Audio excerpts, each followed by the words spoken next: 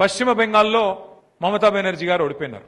West బెంగాల్లో 95 లక్షల ఓట్లు అక్కడ ఎలక్షన్ కమిషన్ ఆఫ్ ఇండియా తీసేసింది. బీహార్లో అక్కడ లాలూ ప్రసాద్ యాదవ్ గారి పార్టీ గెలుస్తుందని చాలా మంది అనుకున్నాం, కానీ ఆ పార్టీ ఓడిపోయింది. 65 లక్షల ఓట్లు అక్కడ తీసేసిండ్రు. తమిళనాడులో అక్కడ కూడా మొన్న స్టాలిన్ గారు ఓడిపోయినారు. స్టాలిన్ గారు సొంత నియోజకవర్గంలో 80,000 ఓట్లు తీసేసిండ్రు. ఆయన ఒక 10-15 వేల ఓట్లతో ఆయన ఓడిపోయాడు. ఇప్పుడు 25 జూన్ నుంచి ప్రారంభమయ్యే కార్యక్రమం ఏదైతే ఉన్నదో స్పెషల్ ఇంటెన్సివ్ రివిజన్, ఇది చాలా చాలా చాలా ముఖ్యమైన కార్యక్రమం. మీ అందరికీ మీకు ఇచ్చిన కాగితాలు ఇచ్చింటారు, మీకు ఇచ్చిండ్రా? ఒక్కసారి చూపెట్టుండి జరా. అందరికి వచ్చినాయా రాలేదా? మంచిగా తీసుకుపోయి దీన్ని మంచిగా అర్రల అల్మార్లో పెట్టుండ్రి, మళ్ళీ తీసి చూడకూరి. నాకు తెలుసు మీరు ఏం చేస్తారు.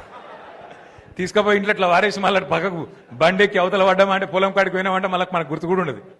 దయచేసి చాలా కష్టపడి మీకు విలువైన సమాచారం వల్ల ఉన్నది, చదువుండ్రి, అర్థం చేసుకోండి. పశ్చిమ బెంగాల్లో మమతా బెనర్జీ గారు ఓడిపోయినారు. వెస్ట్ బెంగాల్లో 95 లక్షల ఓట్లు అక్కడ ఎలక్షన్ కమిషన్ ఆఫ్ ఇండియా తీసేసింది.